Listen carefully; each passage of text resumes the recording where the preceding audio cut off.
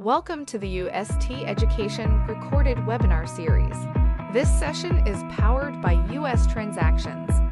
UST is a boutique payment processing firm providing you with personalized service. We offer agnostic, best fit technology solutions for associations, nonprofits, and enterprise clients.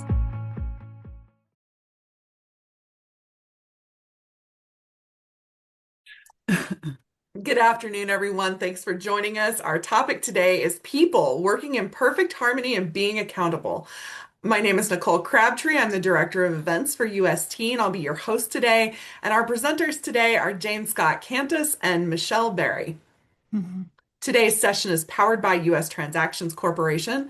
Our merchant services solution helps associations and nonprofits save 15% or more on credit card processing.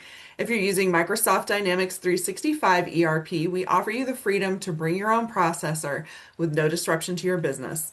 To learn more, contact Wade Tetsuka or Kate Coffee Bacon. So just a couple of quick reminders. This webinar is eligible for CPE and CAE credits. In order to receive those, you must have your first and last name listed in your Zoom profile. Be sure to put your request for credits in the chat now if you haven't already done so. And we're going to have some engagement questions for you as we go along. Be sure to participate in those. That's how we're going to know you're here and issue you your credits.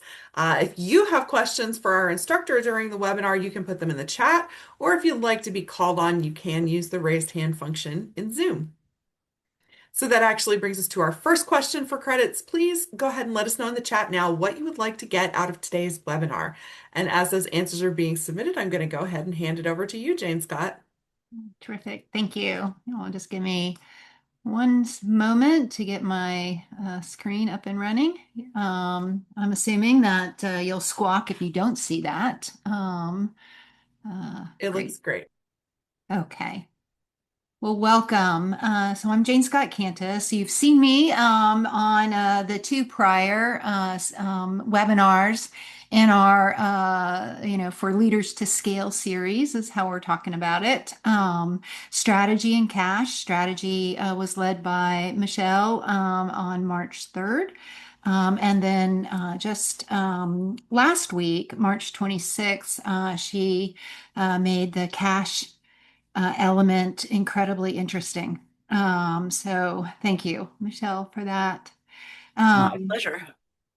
So a little bit about my background. I don't know that I've done an introduction of myself before, but I've had really wonderful experiences, broad business experiences across multiple industries, from energy to aerospace defense to GovCon to professional services and even wealth management. And I've been working across functions, operations, project management, sales, marketing. And the thing that has struck me through it all is the human interactions, right? And that's going to be a lot of our topic today. Today, I'm a management consultant with my own firm, ILEX Leadership Associates, focused on strategy, culture, organizational design, and leadership as a continuum and how they're integrated and aligned.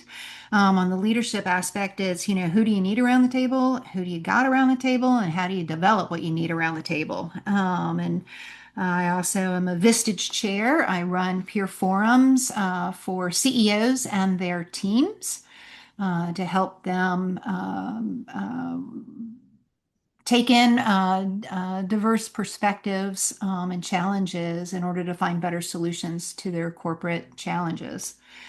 And then I founded and run a not-for-profit called the B2B Project, which helps bring diverse perspectives, thoughts, and experiences into corporate boardrooms. It's a little bit about me. I'm excited about today, but Michelle, remind everyone who you are. So, hi, y'all. Michelle Berry here. I'm in the greater Boston area. And like Jane Scott, I am a Vistage chair, have been for 20 years, which means that, like Jane Scott, been working with an incredibly broad diversity of folks in leadership roles in all kinds of industries, for-profit, not-for-profit, publicly traded, privately held, VC-backed, private equity funded, angel investor, you name it. I've probably worked with it, from startups to thousands of employees on the payroll, one location to dozens of locations globally. So What's awesome about the type of work we do is it's largely industry and business type agnostic, meaning that we do a lot of our work with the human beings in the workforce, and human beings tend to run into the same types of challenges. And that's why the four decisions that we talk about, strategy, execution, people, and cash, are so resonant for pretty much everybody we work with, because these are topics that are important in all types of organizations. So that's a little bit about us. I work, in addition to being a Vistage chair, I work with Assured Strategy as a senior strategy coach, which means that I work with leaders of the organizations to help them on all four of those dimensions: strategy, execution, people, and cash. So here we are today with Jane Scott on the people component. So take it away. Thanks, Michelle. Appreciate that. And Michelle is going to be calling out some of the trending questions in the chat for me today. So thank you all for putting in what you're looking to get out of the webinar. I think we will be touching on all of these topics that you've pulled up, some of them more deeply than others. People, right?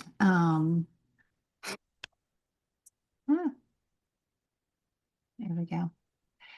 As you know, if you've been at the prior two sessions, we're using the scaling up framework to really sort of discuss how to grow organizations that is systematic, right?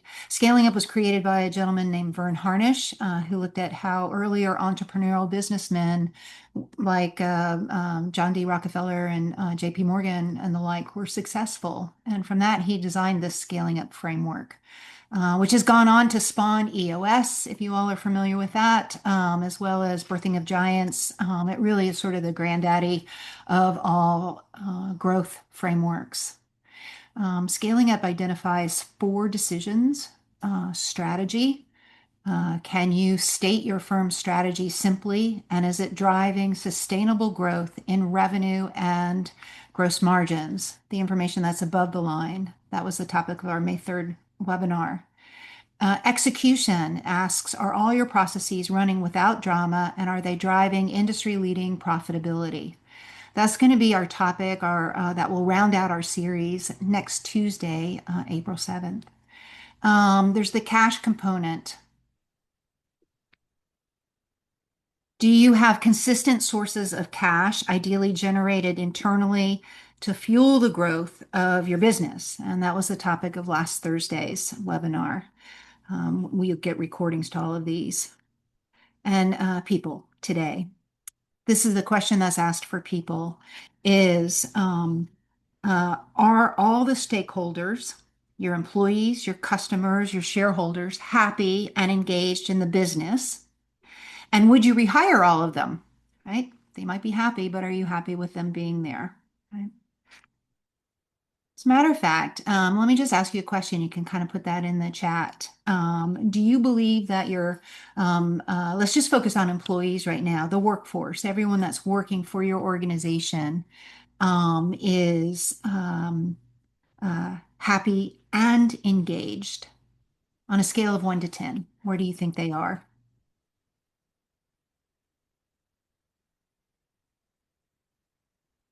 The people decision, in Vern Harnish's words, are that you have the right people doing the right things right. We actually take that down to another level of organization. On the engagement spectrum, they're on the generally 6 to 9. Oh, awesome. I want to be at your organizations. Yeah, that's quite unique to have that level of happiness and engagement, particularly during the last few years. So well done. So do you have, are the right people sitting in the right seats? That really talks to aligning individuals with their current and future capabilities to the roles and responsibilities and expectations that you have of their positions, right? Are they doing the right things? This relates a lot to execution and performance in the right ways, right? And that relates a lot to culture, core values and principles, purpose and strategy. Are they doing the work the way you want to be known for doing the work? For people, and again, we're going to be focusing just on the workforce. We won't look at customers or shareholders today. But the people decision addresses four key internal elements. I'm sorry, there seems to be a delay when I'm clicking for the next ones to come along. But culture, I mentioned that core values, core purpose, daily operating environment. That was touched on, actually gone into during the strategy session on March 3rd. The leaders, and I call that the leadership collective, right? And I can explain that a little bit uh, in deeper context. We're going to spend some time with the leaders, the leadership collective, and figuring out, the importance of understanding the personal priorities. We'll have a tool that we use, one-page personal plan. If we have enough time at the end, we can do a deep dive, but we'll introduce you to that, and it'll be a take-home worksheet or tool for you. Functional accountabilities. We have a tool for that. It's called the FACE tool. It's the function accountability chart. And then process accountabilities, the PACE chart. There's another one that ILEX Leadership uses extensively when we do the work at looking at who's around the table, who do you need around the table, how do you develop what you need around the table, and that's a collective competency matrix. All of these are super simple tools and don't probably need a lot of explanation. The complexity comes into the decisions when you're filling them out. The third element of people is the managers. I like to call them the mighty middle because people don't like to be managed. Processes are managed. So the terminology of the managers is something I just call them the mighty middle, right? And their real focus is on coaching the team, recruiting, engaging, team development, retention, right? And then the last of the elements, the team, will look at from the perspective of who do you want on your team, the A players. And that's really, the team that's on the front lines, they're doing the day-to-day work. And are they aligned, accountable, and engaged? Within the leaders, I like to look at first and foremost the leadership collective health. We use two developmental tools. One is the five dysfunctions of a team. How are they working as a collective? Right? Five dysfunctions of a team we'll get into. That's Patrick Lencioni's book. And then the one-page personal plan. Mention the face, the pace, and then the collective competency matrix. We'll learn about this next time in the execution, but part of scaling up is the execution component that will provide 10 questions under the Rockefeller Habits Checklist, right? Well, within that checklist, they have people decisions. And there's two primary ones. One is habit number one, the executive team is healthy and aligned. It's the habit number one for a reason. If you don't have the collective, your leaders on the same page, understanding one another's differences, priorities, and styles, meeting and communicating frequently for strategic thinking. This is not your report out check-in of where the project stands. That, by the way, should really be a dashboard or a report with the focus just on what's off track, what needs a little tweak, and then anything that's sort of green light, you don't need to talk about that week, right? The team participates in ongoing executive education. It's a team that's learning together and independently to become better leaders, better managers with the management capabilities of processes and systems, and better individuals from the team development standpoint. The team is also engaged in constructive debates, right? The team that knows how to share different perspectives and still come to a decisive solution, whether or not everybody's on board. I don't believe in consensus, but you have a decision, and then the team supports that decision. The team that can do that is a high performing team. And that's actually an element of the five dysfunctions of a team. Who's read The Five Dysfunctions of a Team by Patrick Lencioni? Go ahead in the chat, let me know. Um, he really lays out five levels of dysfunctions Pretty in equally this book. split They're equally split.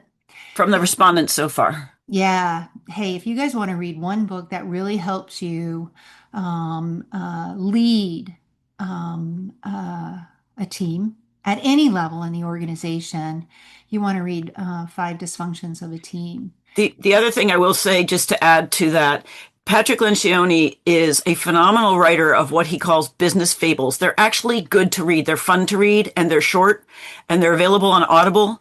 And so people actually enjoy reading them and want to read them to find out what happens to the characters in the story. So it's actually very, very helpful and accessible. They're the least dry business books you'll ever read. Yes, thank you. Absolutely. They are very accessible for your team. So let's look at the five dysfunctions. They're kind of explained a little bit. Absence of trust. These are dysfunctions when your team is not functioning or high performing. You start first at the base of the pyramid and you think about the absence of trust. Dysfunction one can be translated into there's a fear of being vulnerable with team members, which prevents the building of trust within the team.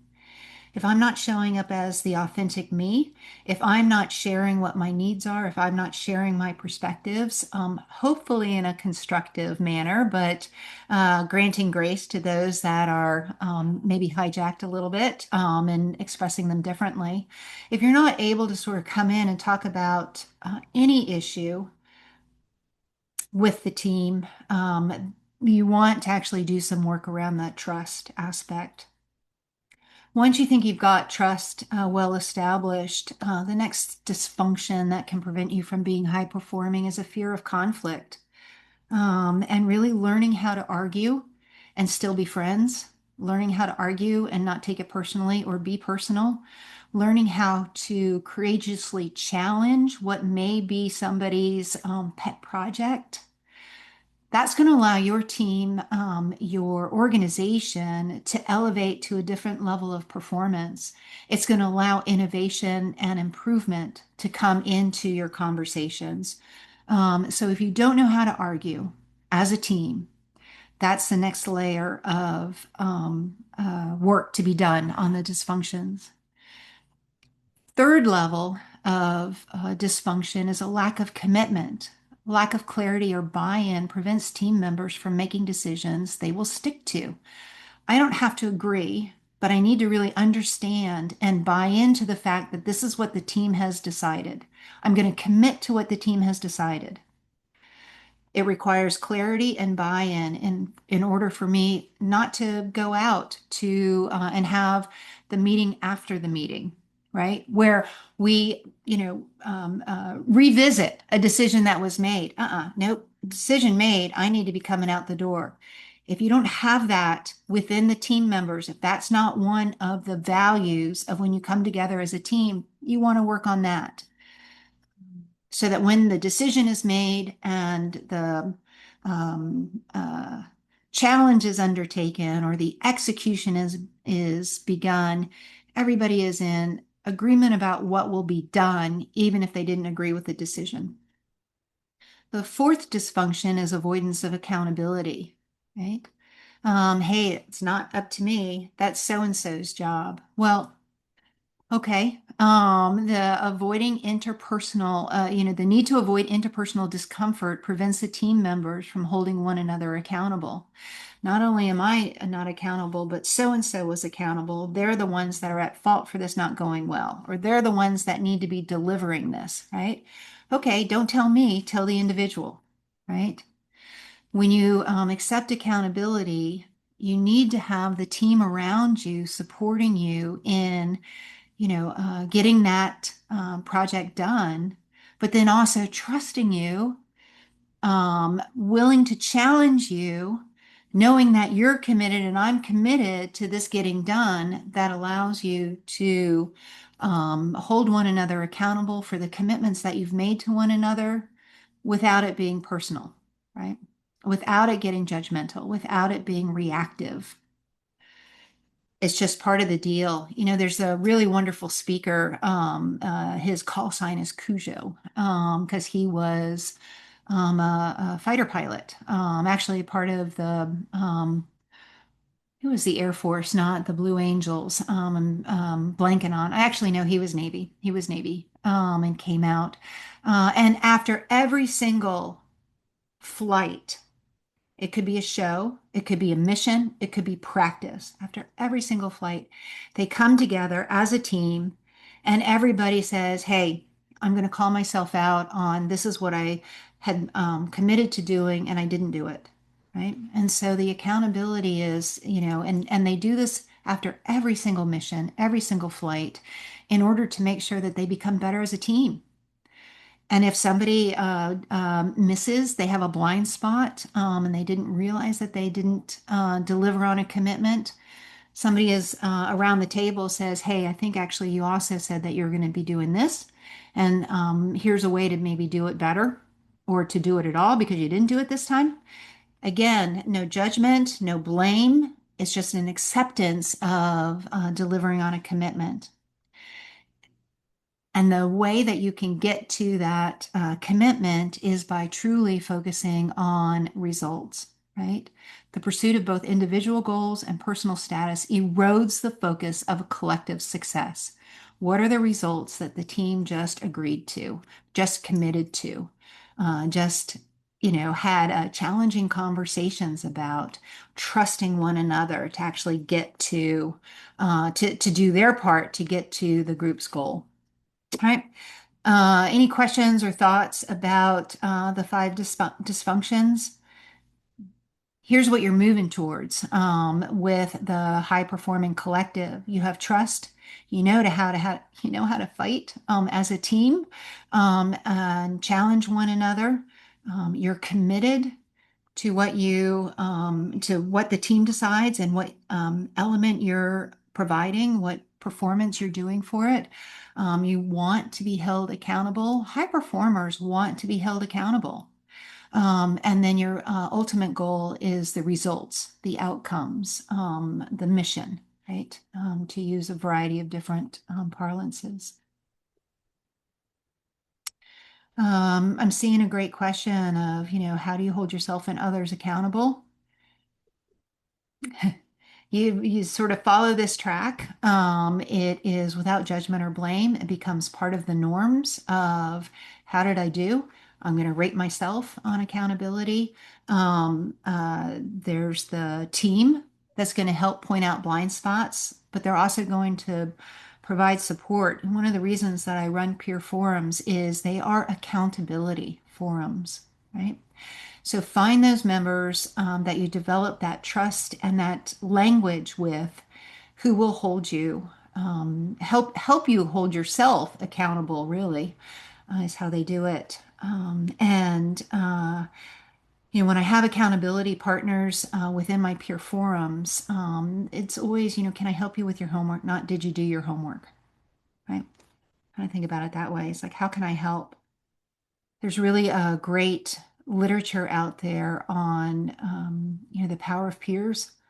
Um, the one that I like the most is by Henry Cloud, The Power of the Other, because he talks about it from the standpoint of, I'm not here to judge. I'm not here to uh, um, reactively or judgmentally or harshly hold you to what you've committed to. I'm here to remind you and I'm here to support you in actually getting to those commitments, right? It's a very different take on the accountability. Accountability is something that you want to have provided for you, that support. All right. The second aspect of that Rockefeller habit one is that we understand one another's goals. We understand one another as people. This goes a lot into the trust. And here's the first of the scaling up tools that's available for the leaders. So, one page personal plan. Um, um, Vern Harnish and a lot of people, have really stated that. Having a strong and fulfilled personal life provides an important foundation for sustaining your efforts in the business. This is a great tool to start introducing to your direct reports earlier rather than later. It's something that you yourself should be doing on a quarterly basis as a check-in. Otherwise, you're going to find that what you planned in the future sort of got shifted out of the way given the day-to-day requirements of what you need to be doing for your job. You can see that there's four columns: relationships, achievements, rituals, and wealth. And then there's five horizontals: finance, fitness, friends, family, and faith, spirituality, meditation, bigger picture, higher power. You can call faith whatever you want. That gets you to that um, greater goal of just getting your task list or your to-do list done on a day-to-day basis. And they really want you to think about these on a variety of different timeline schedules, right? Um, what do you need to be doing in the next quarter? Actually, start at the 20 year. What do you want to be doing? Where do you want to be in 20 years? Who do you want to be around in 20 years, right? And then pull that back, just like we learned in strategy, pull that back to where do you want to be? Who do you want to be around in 3 years? Pull that back to the 1 year. Who do I need to start meeting in this next year in order to make sure that I'm developing those core relationships so that I have the right people around me in 3 years that then are around me in 20 years? And you want to be thinking about this, from the personal, professional, and business angles, right? And then you start thinking about, okay, what can I do this quarter? This quarter. That puts me in that pot of people, right? You want to have more friends that you're hanging. Okay, is the Ultimate Frisbee League out there, or is there a chamber event that will put me in front of CEOs that I want to be hanging out with, right? So that's kind of how you would be working this one-page personal plan. This is a great document to keep personal if you want to, but it's also a great way to start developing that trust with members of your peer team, as well as potentially those peers, excuse me, those direct reports that the team that you're managing. Michelle always asks a great question when she's doing teamwork of whose team are you playing on? And whose team are you coaching? You're coaching your direct reports. The team that you're playing on are your peers. So this is a great document to actually develop those peer relationships at a deeper level, to share that and do it as a joint group. And also find your accountability manager. Hey, Jamie or Marie, you said that in this next quarter you were going to go to a chamber event. Did you go to a chamber event? How was it? All right. Hey, what prevented you from going? Oh, you need a buddy? I'll fly with you. Let's go. Right? So, Jane Scott, you do have a couple of questions here. Nancy Sherwood is asking, where does proactive project management come in? And it can get challenging for people to hear that, to only ever hear I didn't do well, instead of setting up clear success parameters.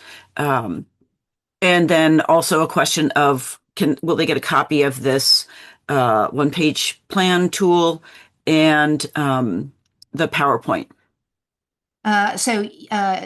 Second question first, yes. And you'll get this actually as a fillable e-document, and they'll also you'll get a sample because sometimes it's easier to sort of be to edit than to create. The first one, actually, you need to come back for execution for a deeper explanation. It is clarity of roles, responsibilities, expectations. It is the process of ensuring that an individual has understood what they're committed to what they're being asked to do. That's the expectations, but also to really understand that when they say they're going to do something at a particular time and in a particular way, that they're committed to it, or they go back and say, hey, it looks like I'm not going to be able to make it on Friday. Would you be okay if I were to deliver this to you on Monday, or could I get you a draft on Friday instead of the finalized version, right? So these are open lines of communication. It goes direct to what kind of meeting cadence, what kind of conversations you have that are on a regular basis, but it also comes down to the clarity. The PACE tool in this, I always think is more of an execution, but you'll see how this can be also worked to get the clarity of role, responsibility, and expectation, right? That's the specifics on what you as a leader are looking for in the deliverable. The other aspect or the other suggestion I'll make in terms of, so that it's not always correcting or pointing out what was delivered wrong. It's on the managers, it's on the leaders, really, to make sure that the clarity is there and available. And I always ask, the leaders, hey, I get that this individual disappointed you with what they delivered. Were they clear on what the expectations were? And it's like, yes, I told them 1,000 times. It's like, all right, well, maybe add to that, having them report back what they heard, right? And again, there's a great tool that we're going to learn about in the execution called the who, what, when, right? And if you have the individual repeat back to you what they heard and how they understood what you're asking them to do and by when, you'll have a better clarity as to whether or not they understood. They'll know what it is that they need to be doing because they're the ones that just told you how they were going to do it and what they were going to do, right? So when you have that clarity, then it becomes less about how come you didn't get it done, or it becomes what got in the way. What got in the way? We had this commitment. You missed the deadline. What prevented you from delivering, right? All right, so back to the rock habit, habit 4. This is where we're introduced to the face, the pace, and some of the other aspects of who's around the table. The face, function accountability chart. You're going to get this as part of your packet, as your handout. Again, super simple, super simple. What are the functions? And this is done at the leadership level, but you can also do it down at the project management level. You can do it down at a team level. But this one, we're going to kind of keep it at the functional level, right? So let me show you how this is. Here's a filled out example for you. Head of the company. You might call him CEO, you might call him owner, you might call him president, you might call him whatever, Lord King, dictator. I Head like of the Grand company. Poobah myself. Fred Yes, Flintstones fan. yes, exactly, exactly. You're going to have a marketing function. You'll have an R&D or an innovation function. You might have a sales. You will have a sales function. Have an operations function, treasury, controller. Those sometimes are just under finance as a whole. So you look at all of those different. All right, so list down all the functions that your organization should have. And then add in there who is the person that is accountable for that function, right? This is by name. In here, we just put letters. And then what are the results and outcomes? So you see, I went the first column, person accountable. I go all the way in to the end to the results and outcomes because I like the focus being on that. And then what's a metrics, the data, the leading indicator that will allow you to track whether or not you're on course to reaching that outcome, right? So head of the company, they're going to be, evaluated, and their focus is on EBITDA, that's the finance part, percentage of A players that they have on their workforce, and market share, for instance. Okay, so then go back and figure out what are the leading indicators. once you have this, and you can do this as a leadership collective, have everybody fill this chart out on their own, right? This also helps you with clarity of who's accountable, who's responsible for what, who's accountable for what. Have everybody fill that out. If there are two people's names in an accountable box, you got to work that one out because if more than one person is accountable, nobody's accountable, right? Because you got one of these things going on. Or, hey, I didn't think that was my responsibility, or I didn't think that I was accountable for making sure that that got done.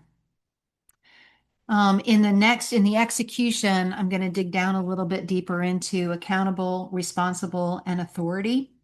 But for now, the person who is making sure that something gets done, they may not have the decision-making authority. They may not actually be doing all the different steps of it, but where the buck stops is in this person accountable. And if there's more than one name in that, as a group, as a collective, talk it out and figure out who that one person needs to be, right?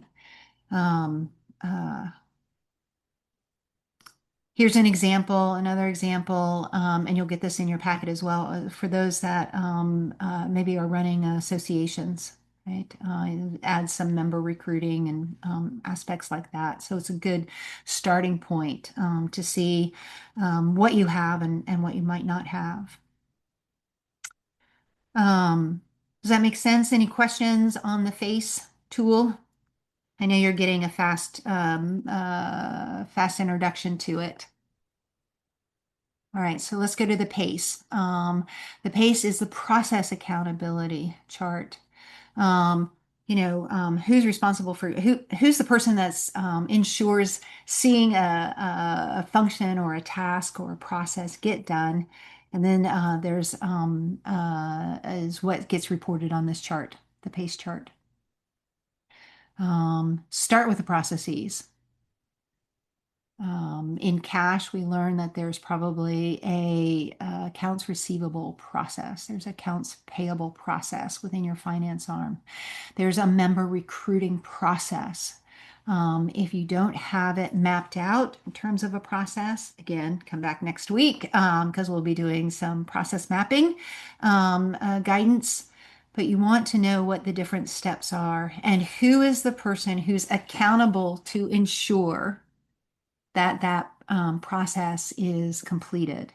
You're not doing every step of it. You might not even have the authority to make decisions about it, but you're the one that everybody looks to make sure that process is done, right? So start in the middle, name the process, identify the one person who's going to be accountable for that process being accomplished. And then what are the metrics or the KPIs that determine how well that process was performed? Days outstanding, for instance, right?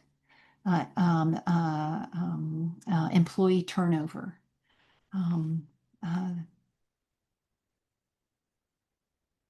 Begin with the end in mind. Absolutely, Nancy. Am I missing any questions related to that, Michelle? No, let's see. I don't What do think you do so. when a decision maker in your organization doesn't make decisions? That's a whole nother conversation. Yeah, that's why I replied to that. Do they report to you? Do you report to them, or are you peers? Because that Yeah, the yeah, nature of that relationship it gives you yeah. different actions. Yes, But yeah. Again, it's if you're the decision maker, make the decision. If there's somebody has the authority and they're not making the decisions, it's a different kind of courageous conversation. And, happy to do a leadership development aspect on that. We do touch on courageous conversations is important to start training on early and often. Um, okay. Um, Oh, look at that. Actually, let me take that back. I thought I wasn't going to, well, I'm not going to do this until the next one. All right. Um, Building the collective in the aggregate. Do you have the right people around the table. This really hits on, do you have the right technical competencies? These are really your team members, the front line. Are you bringing in the right knowledge that then the managers who are managing the processes and the execution of those tasks or technical requirements is getting done? And then the leadership aspect, do you have the right relationships?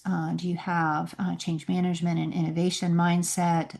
Do you carry the vision with you? That's the distinction of the competencies.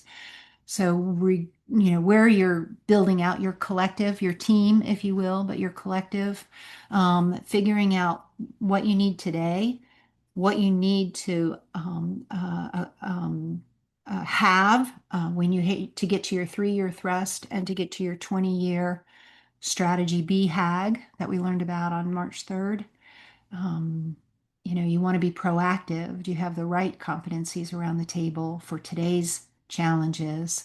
And how are you thinking about having the right competencies around the table? Simple scoring.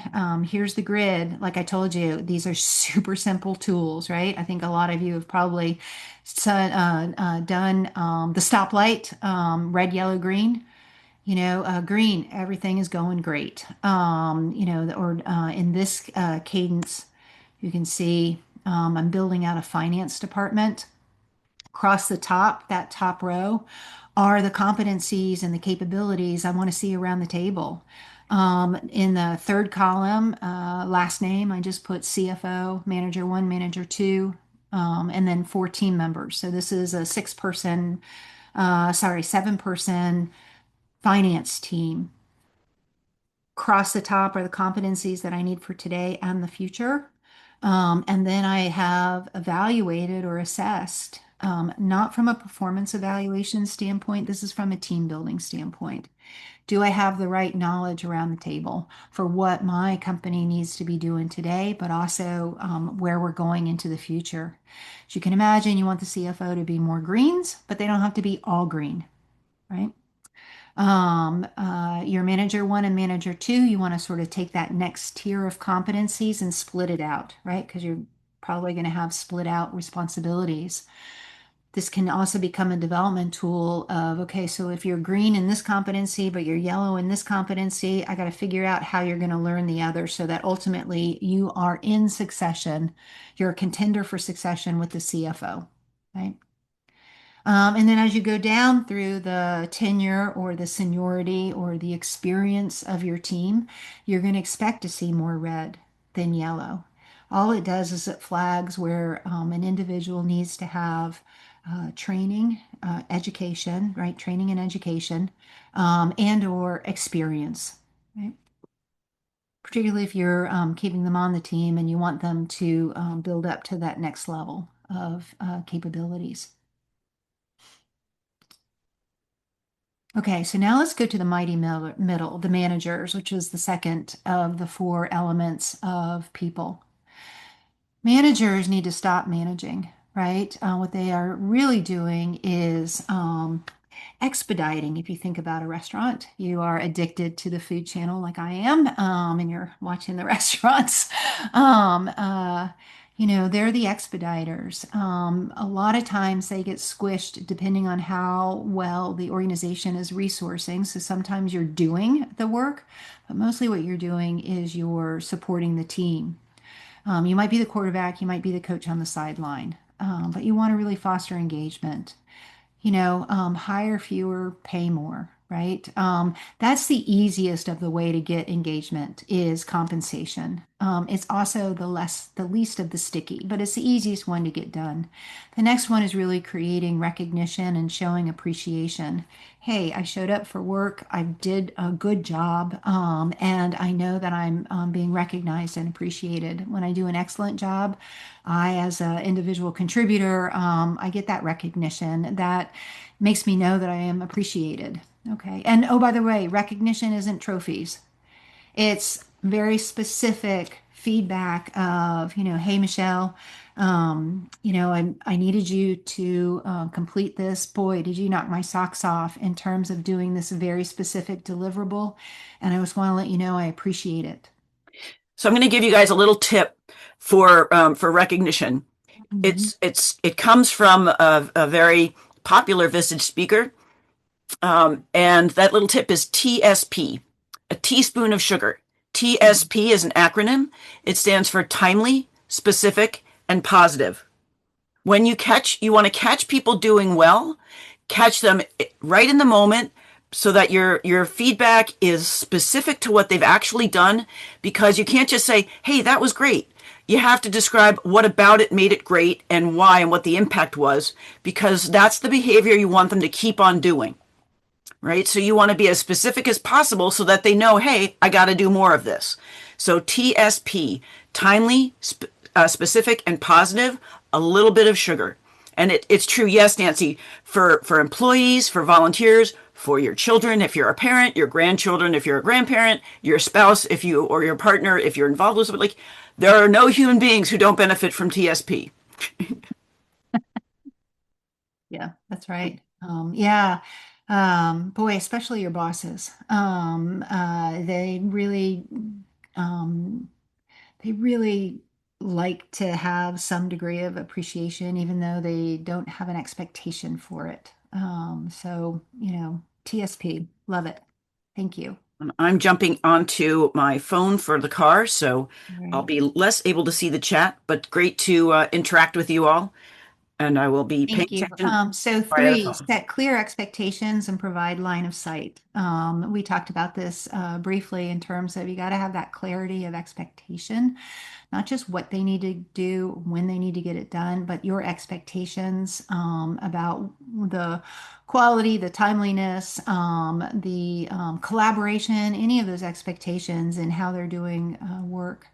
Um, you want to stop demotivating and start de-hassling, right? Again, as an expediter, you want to actually be clearing the path, right?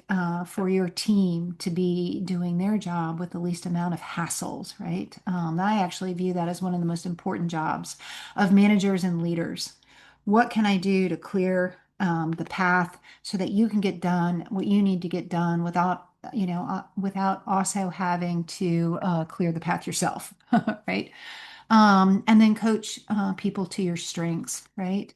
The constructive feedback isn't always about and should uh, proactively, you're going to want to help them know what they might be able to lean into in order to develop and become stronger contributors to the team, and less about sort of, what they did wrong. I always laugh because, I think, well, I guess they call it the carrot instead of the stick. But it's also, catch people doing the behavior right, and reward them. That's coaching to the strength, right? Recognize them and reward them with, hey, you did that right. Hey, you're really great at doing this. Can we get you to do more of that? Right? There's always that course correction, and that should be done not necessarily as punitive. That should be done as constructive feedback. And it will take you time and practice to have um, your team members receive feedback as not punitive. And I think that that's just how we were. I think that goes back to expectations and experiences that you've had in a lifetime of knowing that you've done wrong and now you have to do right. So we're already a little bit wired that way. And that's, for the mighty middle to start getting their team members to recognize I'm not criticizing, and this isn't punitive. This is constructive, and it's a blind spot you need to hear about. Okay, another big aspect for managers is recruiting and retaining. Build an environment that recruits and retains top talent, knowing that A players, not just a player, A players, not a typo, expect clear expectations, essentials prepared for them on day one, right? Don't be trying to figure out what they're going to be doing when they show up. They want you to have thought about it and to be expecting them to get going from day one. Um, and they want you to remove the obstacles and support them with resources. Hope does not create A players. So you need to have B players who align with core values, who can be coached up into A players. And if you identify a C player, they need to be decisively coached out of the organization. You don't have to fire them. You just need to help them see that there's a better organization for them to be who they need to be, right? They may be C players here, they might be A players someplace else, right? Regardless, you don't want C players on your team. So how do you know? Here's the ABC matrix that I want to introduce you to. How are we on time? We got, I guess, maybe about 5 more minutes. So let me hit this really fast for you. And we'll do this. This is using the ABC matrix, 7 steps in understanding sort of where you are in terms of productivity. It also becomes a coaching tool for you to use. You want to be able, when you're sitting down in a coaching environment, explain your core values and explain the productivity, right? This is, they may be delivering everything perfectly, but you really need them to be delivering double of what they're doing, right? So that's that productivity element of it. How well are they performing, right? And then the core values, go back to the core values. That's not in error. It's like if you're expecting them to put clients first, are they putting clients first and are they thinking about the clients? Even if they're in the back office, are they thinking about who their internal clients are? Are clients being put first? Are you being responsive, right? So you sit down with a coaching tool and you explain the core values as they relate to the individual in the job that they're doing. Ask the employee to place a dot on the grid where they think their intersection is, how productive, and how are they living the values of your organization. Then you, as their leader, place a dot where you see the core values and productivities intersect for the person being coached, right? Ask them to identify behaviors that would move them up in the core values and productivity scale, right? So if they kind of put themselves down at the bottom, as a B player, bottom right score, okay, what are things that you can be doing that would move you into a higher level of productivity? You're right within the range for the core values. You could be doing a little bit towards that, but right now, let's get you as an A player on the productivity scale, right? So those are the kind of conversations you can use at coaching. This is also the internal dialogue you do when you're using this to evaluate the members who are on your team, right? So you want to document it, you want to get it into the HR. Usually what you'll see is that, the A players will put their dot here, right? And you'll put their dot there. A players generally undervalue, they recognize that they're an A player, but they will undervalue where they are. So the conversation with them in coaching is really around the reality check on them. Don't be falsely modest. Really have a real sense of what you're contributing and how you're showing up. C players, they're going to be up here, right? And you're going to have them down here. So then that is a different kind of conversation, and yet it's a great coaching opportunity to be able to say, hey, let me explain to you why I see your productivity down here, but help me also understand why you think your productivity is up close to 100%. Okay? So both the coaching, the way I would use it for the team itself is I'd give everybody their own little, their color, the dot, or, put people's initials. This is something that you keep for yourself, and you evaluate how many A players do I have on my team? How many C players do I need to coach out of my team? Certainly, potentially the organization. A lot of that really depends on where they are. Core values can't be coached. Productivity can, right? So if they're there and they're not living the core values, but they understand what the core values are and they're not living them, coach them out, right? That's how I would be using this tool as a way to keep. And then you also have a good focus on where you need to be coaching your B players to make them A players.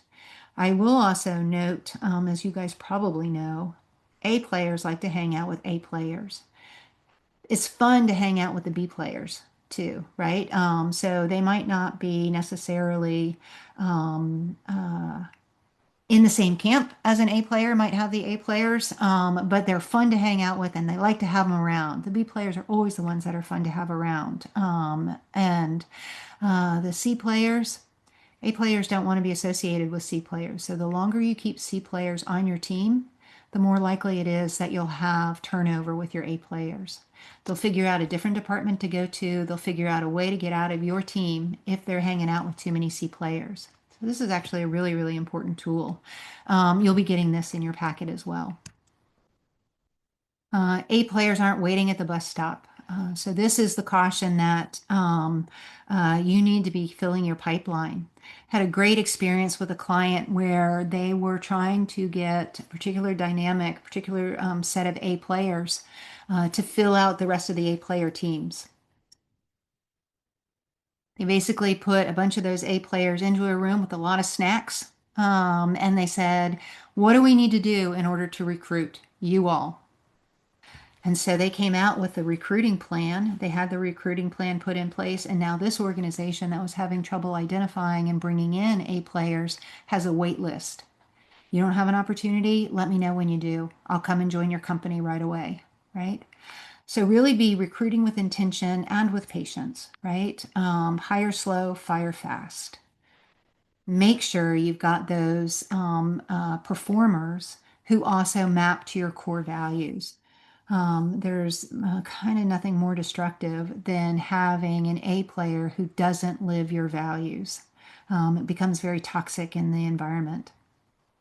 Onboarding, think about onboarding. It's at least a 1 year long process. It's not just you show up, you get your card key, you get your login information, and you know where the bathroom is, right? Onboarding really needs to be focused on how are you intentionally developing the relationship for your new hire with their peers, their direct reports, their bosses, the organization as a whole. So consider really mapping out a year-long process and program that keeps them learning more and more and keeps them more and more engaging with your organization. Provide substantive connections with leaders, managers, and peers. Substantive connections, lunch and learns, those kind of time in front of leaders and managers, particularly, and then social time with the peers. Ensure broad exposure to functions across the organization. I might have come in into finance, but because I need to actually understand operations, how do I get connected into the ops? Well, you could actually do that through the buddy system, right? We used to call it zippering. Entry level finance maps to an entry level operations person, and that's one kind of buddy, right? They already have their manager, they already have their peers. Buddy them up with somebody else that maybe is new to the organization and get them to, spend time with one another and develop those relationships. Retention. This is all about coaching and training the A players. A players are learners. They want to learn. They are constantly looking at how they do things and how can they do it better. How do they do it better is they learn from others who are doing it to see whether or not that would work for them, right? So all of those coaching and training opportunities, they don't want it done for them. Putting them in a classroom could be death. So you really got to be thinking about dynamic exposure to where they can learn other practices to determine whether or not they become practices that they adopt from themselves, obviously within the parameters of the process that you've mapped out, right? Invest early and continuously in the leadership competencies, and that's giving and receiving feedback. They need to learn how to receive it as well as how to give it. Courageous conversations. These are those challenging conversations of, I'm about to tell you something I know you don't want to hear, but I'm doing it without you feeling blamed or judged. But it's important for the organization and it's important for you as an individual to understand, to see the blind spot and to have that capabilities. And then delegation. Delegation is the one area of training that is super important to start early. Know how to delegate well. I know we're up at our time, and so we're not going to have time to actually get through this. Let me just you will have this one page personal plan. Sorry, you're seeing all of this. I alluded to some of the things that you'll be learning through execution. You can't scale chaos. Here are the emails for both Michelle and myself, cell phones. If you have additional questions, happy to follow up with you on any of that.